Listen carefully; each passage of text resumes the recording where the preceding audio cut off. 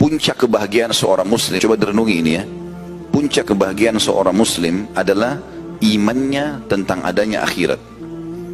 Tanamkan baik-baik dalam hati itu, kalau kita punya kehidupan akhirat, bukan di sini. Dunia ini cuma lewat. Terlalu banyak orang sebelum kita, Bapak Ibu sekalian, yang lebih cantik, yang lebih gagah, yang lebih kaya, yang lebih segala-galanya. Tapi kalau kita lewat di kuburan yang merupakan batu nisan dan tanah yang kalau kita lihat yang masih hidup ini, di dalamnya ada orang-orang itu. Mereka banyak sekali yang lebih dari kita, tapi mereka juga sudah meninggal dunia. Dunia ini sehebat apapun kita mengejar prestasinya akan kita tinggalkan. Nanti kalau kita meninggal, semua cuma jadi kenangan. Dan itu di hari-hari pertama saja. Oh ini bajunya dia, oh ini sepatu dia, oh ini rumah dia, oh ini mobil dia, oh ini perusahaan dia. Sehari, seminggu, sebulan, selesai. Semua akan ditutup. Orang akan lupakan. Dikenang sesekali, setahun sekali. Ya, ada orang subhanallah tidak dikenang lagi oleh kerabatnya. Apalagi kalau orang-orang yang jauh dari agama, mereka sudah tidak mendoakan lagi si mayit. Gitu ya. Sedangkan orang-orang soleh saja kadang-kadang masih lalai mendoakan orang yang sudah meninggal, apalagi orang yang dasarnya jauh dari agama. Maka ini fakta-fakta lapangan yang sudah real, yang sudah bisa kita lihat dan sudah dilalui oleh banyak manusia, miliaran manusia sebelum kita sudah meninggal dunia. Kita pun akan begitu. Dunia ini sebentar, kita akan menuju ke akhirat. Beriman tentang adanya akhirat dan kehidupan abadi di sana, adanya surga, dan kita sering membacanya, itu akan mendatangkan kebahagiaan yang luar biasa. Karena cobaan apapun di muka bumi jadi kecil. Lumpuhkah, gangguan orang kah, kalau kita hubungkan sama akhirat, ya sudahlah, saya nggak bisa ambil hak saya dari dia sekarang, saya ambil di akhirat. Kita tahu ada akhirat. Di sini di dunia miskin, di akhirat tidak ada yang miskin. Bahkan mayoritas penghuni surga itu adalah orang-orang miskin, karena mereka hisabnya mudah. Makan pas-pasan hari itu, pakaian yang dipakai cuma itu. Dan akhirnya tidak ada hisab hari kiamat. Orang yang dihisab adalah orang yang kaya, yang banyak macam-macam fasilitasnya. Allah akan tanya, nikmat ini kau pakai untuk apa, dari mana asalnya.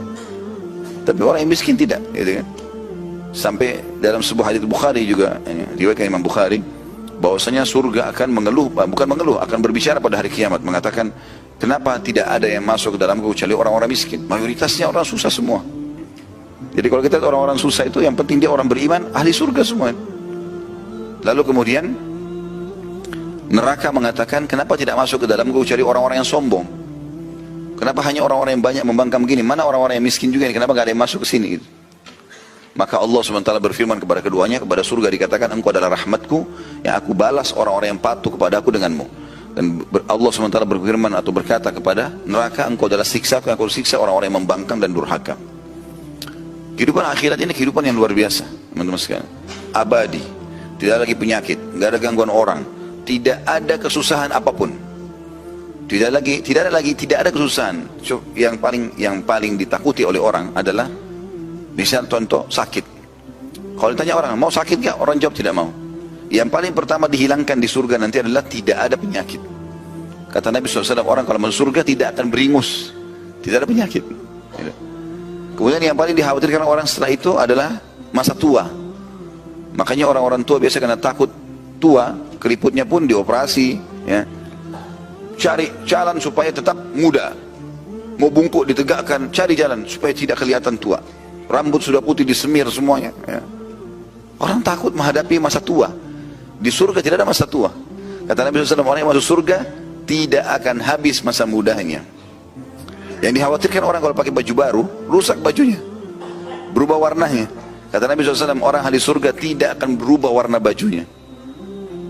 Semua yang kita tidak inginkan, dan yang paling dikhawatirkan puncaknya adalah orang takut mati. Kata Nabi SAW, mereka tidak akan pernah mati lagi selamanya, hidup selamanya. Dan ini teman-teman hanya sekedar selama di dunia menikmati apa yang Allah perintahkan, syariat.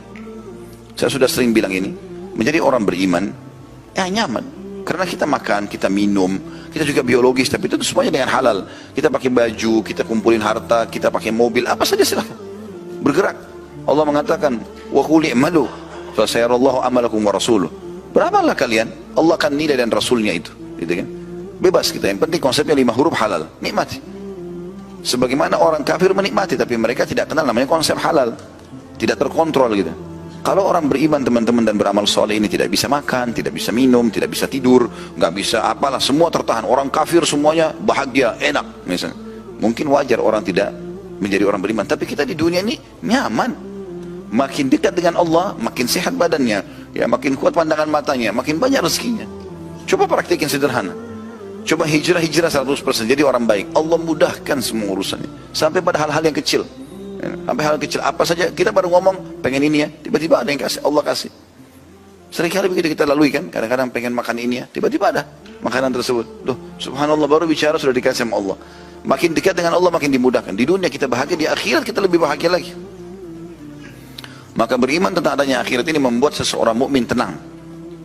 Dan siapapun yang berbuat baik di dunia ini, tidak cukup dia nikmati di sini, dia punya rumah yang bagus, dia punya kendaraan yang bagus, dia punya pasangan, punya anak-anak, punya segala macam prestasi dunia.